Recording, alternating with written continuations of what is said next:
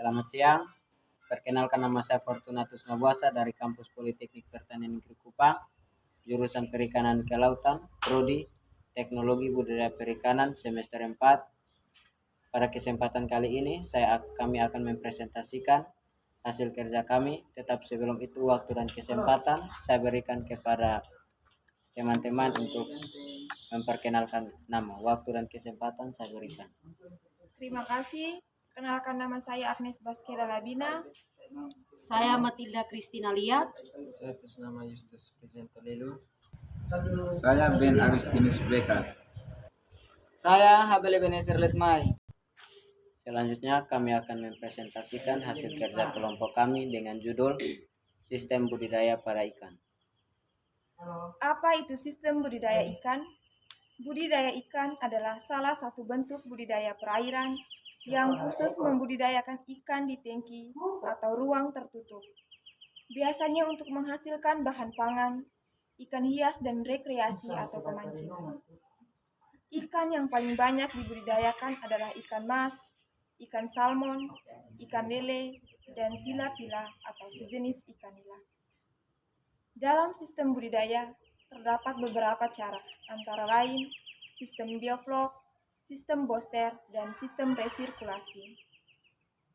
Sistem bioflok adalah salah satu teknologi budidaya ikan, yakni suatu teknik budidaya melalui rekayasa lingkungan yang mengandalkan pasokan oksigen dan pemanfaatan mikroorganisme yang secara langsung dapat meningkatkan nilai kecernaan pakan.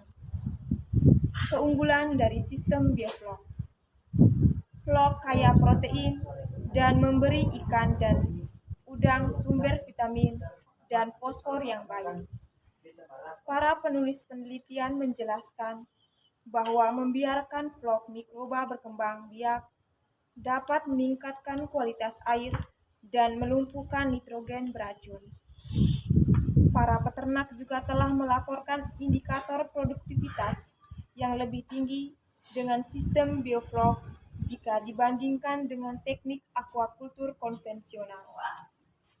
Produksi bioflok dapat menurunkan angka kematian, meningkatkan pertumbuhan larva, dan meningkatkan laju pertumbuhan pada spesies budidaya. Keuntungan utama lain dari teknologi bioflok terdapat pada tingkat penggunaan air dan lahan yang lebih baik. Karena sistem bergantung pada pertukaran air yang terbatas, dampak lingkungan keseluruhan dan produksi menjadi rendah. Input air yang berkurang mengurangi polusi dan memungkinkan biosecurity yang lebih besar selama produksi. Kekurangan sistem bioflok: sistem ini membutuhkan periode permulaan dan hasilnya tidak selalu konsisten antar musim. Karena produsen harus terus-menerus mencampur dan menganginkan air budidaya, biaya energi bisa lebih tinggi dari yang diharapkan. Selain faktor-faktor ini, produsen harus secara aktif mengelola kolam bioflok untuk mencegah akumulasi nitrit dan untuk menjaga tingkat salinitas tetap dalam kisaran yang sehat. Memantau kesehatan dan kesejahteraan ikan juga merupakan kunci. Bioflok dapat meningkatkan kadar padatan tersuspensi di dalam air, membuat ikan dan udang rentan terhadap tekanan lingkungan.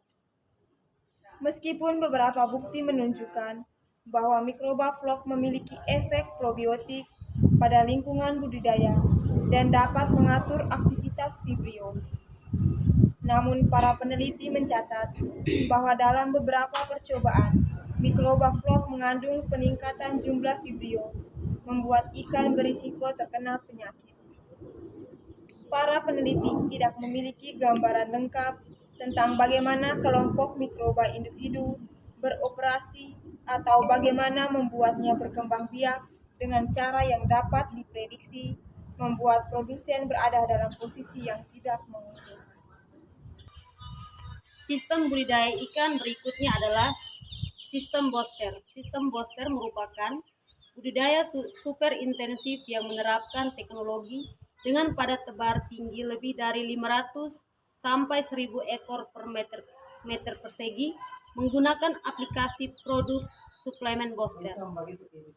Kelebihan sistem Boster ialah yang pertama, menghemat listrik dan air, yang kedua, luasan kolam sempit, yang ketiga, tonase tinggi, yang keempat, efisiensi pakan dan tenaga kerja, yang kelima, mudah menghandling masalah penyakit.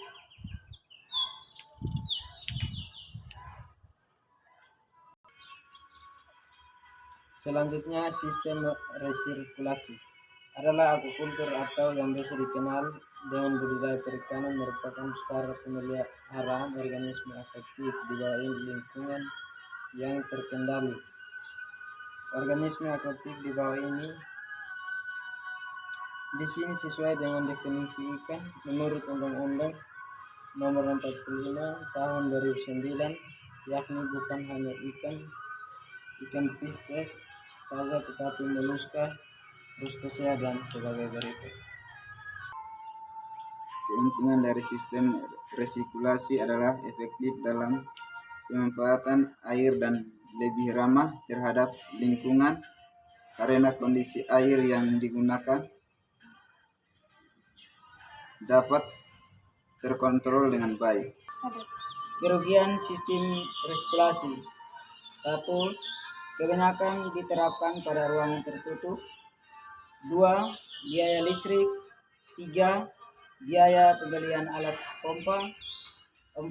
Biaya oksigen. 5. Modal awal cukup besar untuk membuat kolam.